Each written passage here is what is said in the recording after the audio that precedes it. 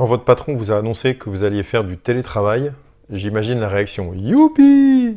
On va travailler à la maison, on va pouvoir travailler en pyjama, en short, tranquille. Et puis le temps a passé et finalement, vous êtes un peu comme tout le monde, le télétravail, ça n'est pas si facile que ça.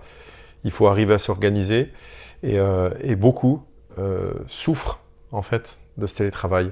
Je ne sais pas si vous reconnaissez, mais le fait de travailler un peu n'importe quand, à n'importe quel moment, et finalement ne pas travailler moins, mais au contraire travailler bien plus que quand vous êtes dans votre lieu de travail habituel.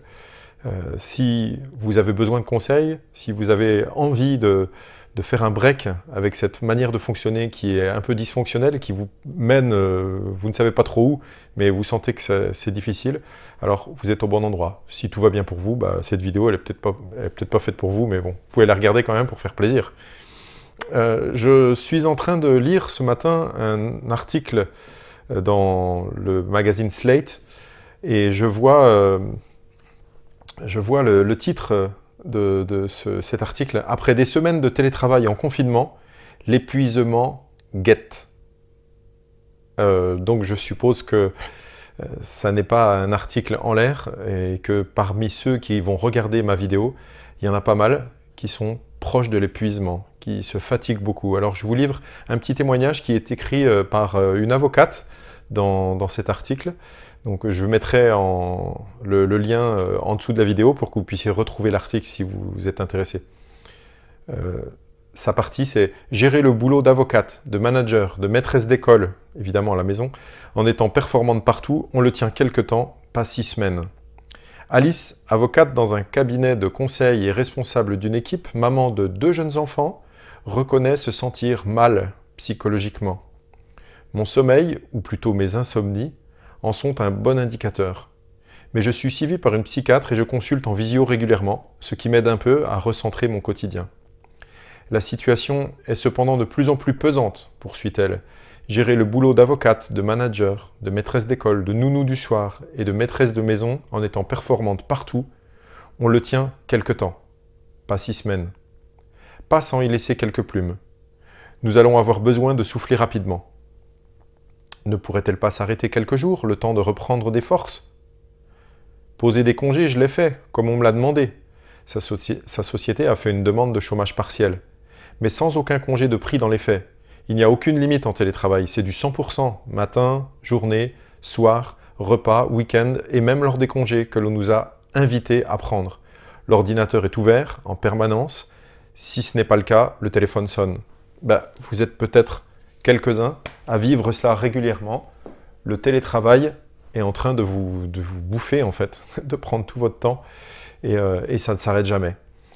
On entend régulièrement des gens justement qui disent voilà, je consulte mes mails à 22h, à 23h, à minuit, ou alors j'ai le manager qui me pose une question à 23h30 et il faut que je réponde tout de suite parce que ça dépend de moi et ce stress permanent, le fait d'être toujours en train de penser au travail, ça épuise. Ça épuise et ça pourrait conduire à quelque chose dont vous avez sans doute entendu parler, le burn-out. Alors, je vous mettrai en lien aussi sous la vidéo ce livre-là, ce petit magazine. Vous n'avez pas besoin de l'acheter, hein. Il y a l'article complet dont je vais vous lire un extrait. L'article complet est en ligne gratuitement sur Internet, vous aurez le lien. Juste un très court extrait pour nous présenter un peu ce qu'est le burn-out. L'épuisement professionnel, un danger réel qui guette les pasteurs. Bon, c'est un magazine plutôt pour la formation continue des pasteurs, mais vous allez voir que ça peut vous correspondre aussi. L'épuisement professionnel ou le burn-out est connu pour être particulièrement élevé chez ceux qui prennent soin des autres. Le terme burn-out, qui vient de l'anglais, est emprunté à l'aéronautique. Il désigne l'extinction de la flamme de la fusée lorsque le carburant est épuisé. Chez l'être humain, c'est un état qui noircit tous les tableaux et qui empêche de discerner avec objectivité. La victime n'a plus goût à rien, elle est vidée, et sa capacité à prendre des décisions, à affronter les circonstances et les difficultés est fortement diminuée. Et on nous dit ici, le burn-out touche en particulier les médecins, les infirmiers, les psys, les éducateurs, les enseignants et les responsables d'église. En fait, il donne ici quelques exemples seulement de métiers, mais ce sont des métiers en fait où on prend soin des autres. Et en fait, on a l'impression que c'est toujours le besoin des autres passe avant nos propres besoins. Donc on a tendance à vouloir donner, et jusqu'à finalement être vide. Et le problème dans le burn-out, c'est pas forcément le fait de beaucoup donner, mais c'est de donner quand on n'a plus rien pour soi, quand on n'a plus rien de l'intérieur en fait. Et c'est vraiment il faut vraiment se méfier de ça pour pas arriver jusque-là, parce que le burn-out, c'est une maladie qui atteint et qui peut mettre des mois, voire des années à vraiment se guérir. Donc il faut faire attention. Alors quelques conseils pratiques, parce que vous êtes en train de me regarder et peut-être certains d'entre vous vivent un peu cette tension du travail, cette pression, ces difficultés. Et on n'a pas toujours en plus les bons managers, les bons responsables qui sont là pour nous dire vas-y doucement, pense à prendre du temps pour ta famille, c'est normal. Vous lirez dans l'article Slate que justement il y en a certains qui le font. Les responsables, les RH par exemple, qui contactent leurs employés pour leur dire mais c'est normal que tu travailles moins que d'habitude, que tu sois moins productif, c'est normal. Parce que tu as une vie de famille, tu as des enfants qui sont à la maison, c'est compliqué, donc ils sont là pour rassurer, pour dire on te comprend tout à fait, ne t'inquiète pas. S'il n'y a pas ça, en fait, souvent les employés, c'est ce qui est dit dans l'article, se culpabilisent parce qu'ils n'en font pas assez, et donc c'est difficile. Alors, j'espère que vous avez de tels managers, responsables, RH qui vous rassurent. Si ce n'est pas le cas, permettez-moi de les remplacer et de prendre un peu soin de vous et de vous dire fais attention quand même à ta vie.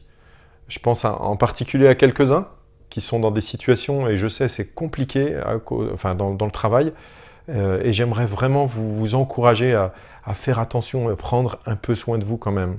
Vous ne pouvez pas toujours donner pour tout le monde, pour la famille, pour le ménage, la vaisselle, le travail, les SMS, les mails, et puis toujours donner, et puis ne jamais prendre soin de vous.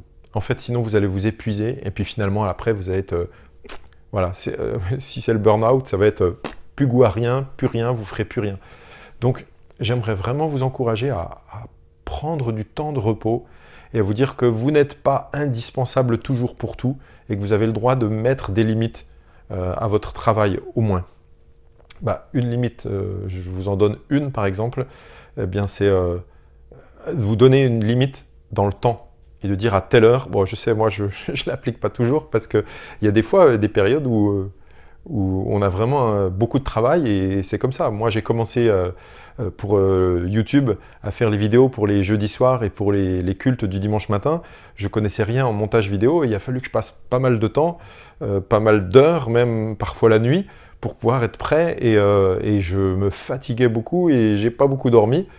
Mais là je commence à prendre l'habitude et donc petit à petit je m'en sors mieux, je me repose plus et donc ça va. Voilà.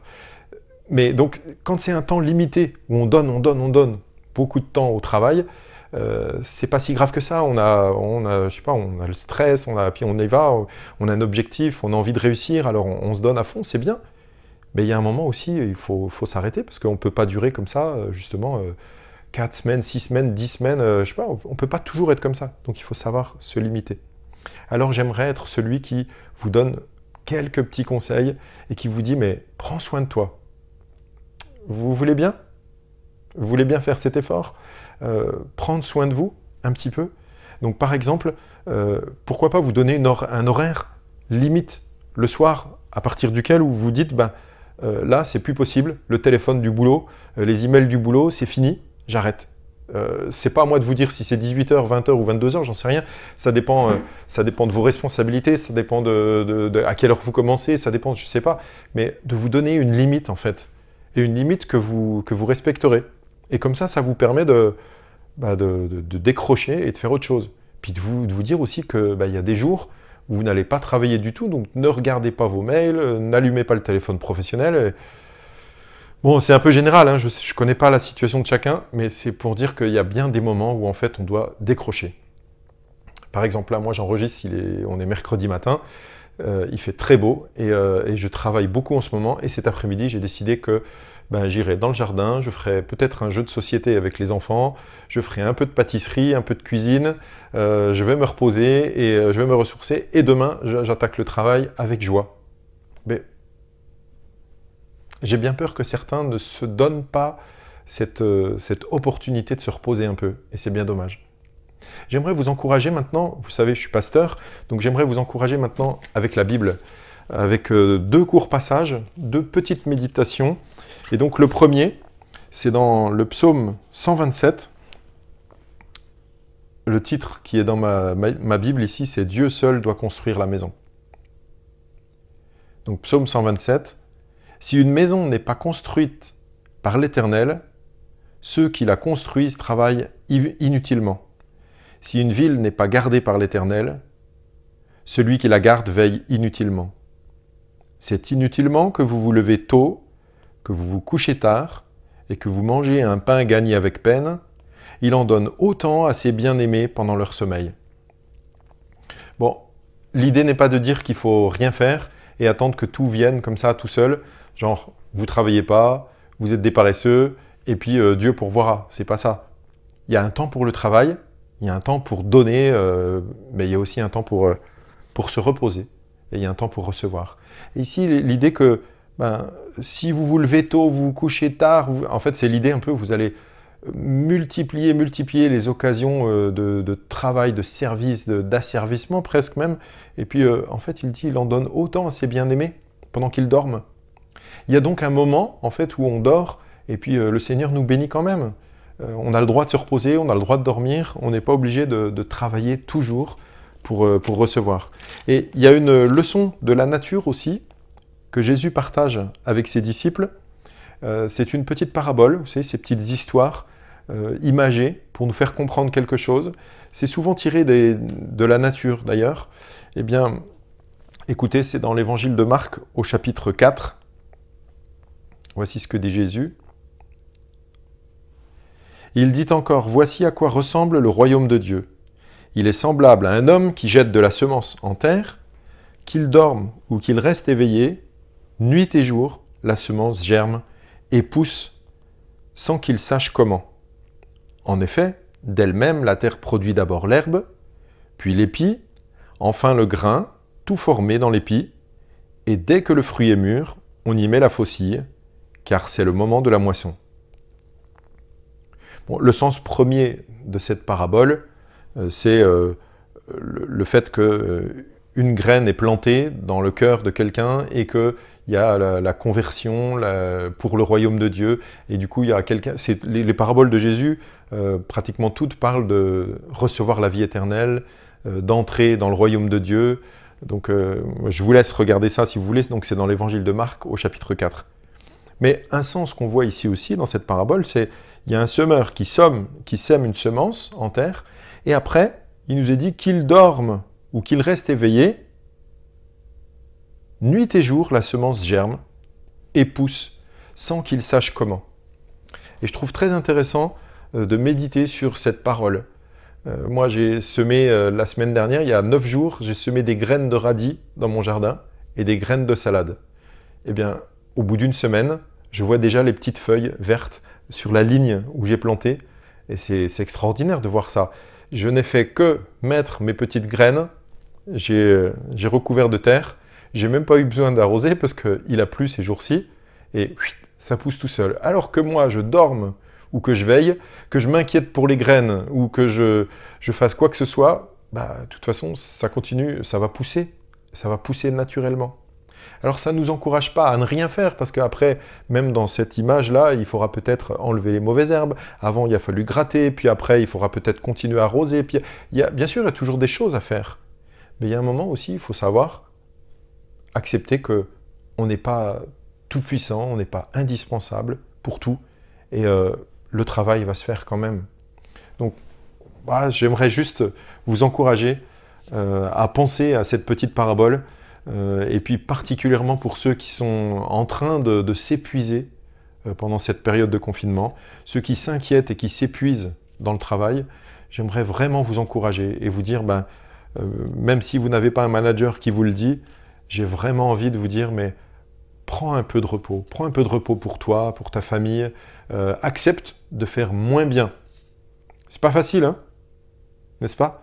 C'est pas facile de rendre un travail moins bien ou de ne pas avoir fait vraiment tous le meilleur. Mais le problème, c'est que quand on nous donne beaucoup de travail, si on veut tout faire super bien, si on veut toujours avoir 20 sur 20 sur tous les tableaux, en fait, on s'épuise.